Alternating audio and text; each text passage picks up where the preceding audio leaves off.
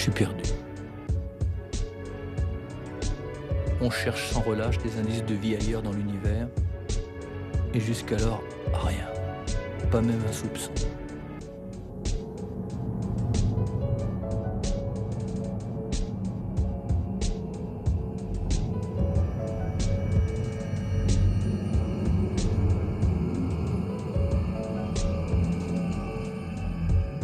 Pour finir, on découvre que la vie n'est pas la norme, elle est l'exception.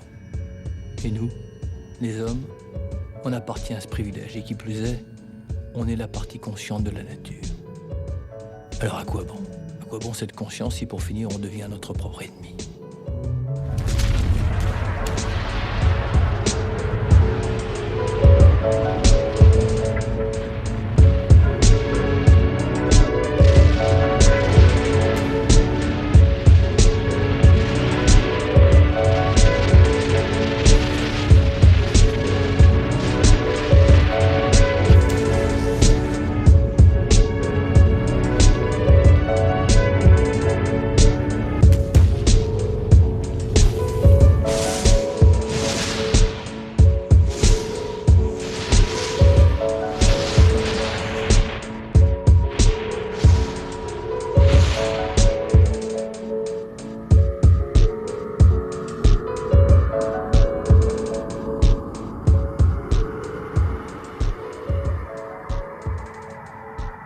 Quelle sensation profonde, quel contact magique ou sacré avec ce monde qui est là, autour de nous.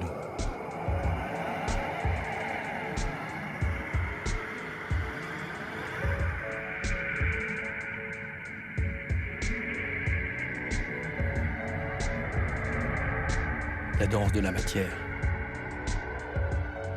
particules solaires, atomes sidéraux, poussière d'étoiles.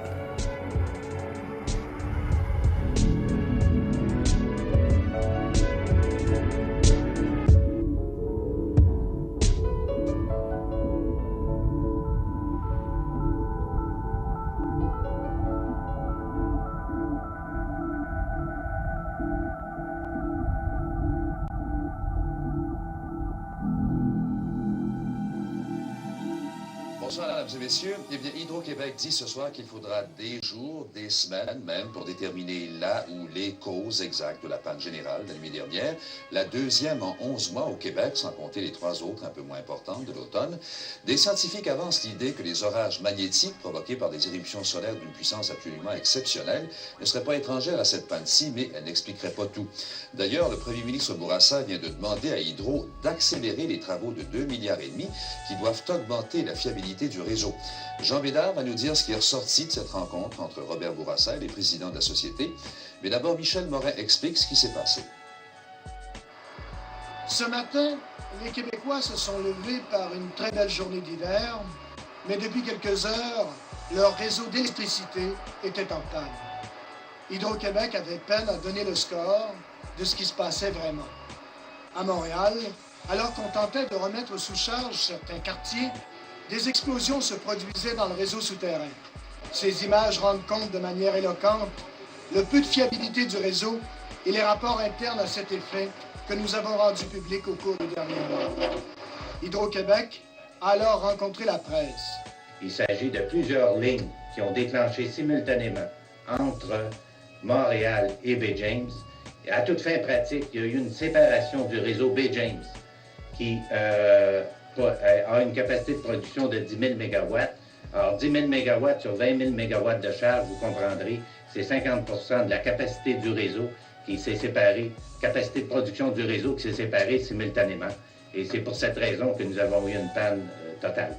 Le réseau est tombé à 2h46 ce matin, mais on sait qu'il y a eu des problèmes un peu partout, comme ici au poste de Chibougamau, où un transformateur a sauté. Les problèmes rencontrés à Chibougamau ont entraîné des surcharges sur les 5 lignes de la baie James. Et les 3 centrales de la Grande, LG2, LG3 et LG4, se sont alors détachées du réseau. On a éprouvé également des problèmes au poste Montagnier près de la frontière du Labrador et au poste des Cantons dans l'Estrie. Péniblement, cet avant-midi, on a remis sous charge le réseau. Il y a eu des perturbations atmosphériques, sauf qu'on ne peut pas mettre le doigt sur dire c'est ça la cause. Mais est-ce qu'on soupçonne des orages magnétiques? C'est une des causes probables. Depuis quelques jours, le Soleil est entré dans une colère lumineuse. On observe des éruptions sans précédent, avec des pluies solaires qui pourraient affecter le réseau. Mais il n'y a jamais eu de panne générale pour ça. Je doute fort que ce soit la cause de la panne qu'on vient de connaître. Je ne m'explique pas qu'on dise des choses comme celle-là actuellement. Je pense qu'il va peut-être prendre un astrologue comme président d'Hydro-Québec. C'est rendu l'atmosphère qui nous pose des problèmes. Alors qu'on sait très bien que notre réseau est dans un état lamentable. Il n'y a pas eu d'investissements qui ont été faits. Il n'y a pas eu d'entretien qui ont été faits sur ce réseau-là. Alors qu'on accuse le soleil, la lune, les étoiles. Il me semble qu'on est rendu trop loin. Selon nos informations, 2 transformateurs ont également sauté à la centrale LG4 à la baie James. La centrale ne peut fonctionner à pleine capacité, pas plus que celle de LG3 qui manque d'eau. Donc, on est en déficit de mégawatts en provenance de la baie James. Présentement, on a 2 lignes qui sont en service au poste Abitibi sur 3. Il y a une ligne au poste Chibougamau sur 2. On a donc dû se rabattre sur l'électricité de l'État de New York, de la Nouvelle-Angleterre, de l'Ontario, du Nouveau-Brunswick, de l'Alcan, de McLaren pour remonter le réseau. Orage magnétique ou pas, toutes ces pannes sont en train de donner une drôle de réputation à Hydro-Québec sur les marchés d'exportation et de placer dans l'embarras le premier ministre. Ici Michel Morin, à Montréal.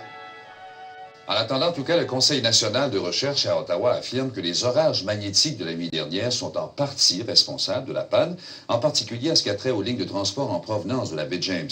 Gilles Sirois nous dit comment ce phénomène-là, qui revient régulièrement, a pu, et c'est le terme, exacerber les tensions électriques du réseau d'Hydro-Québec.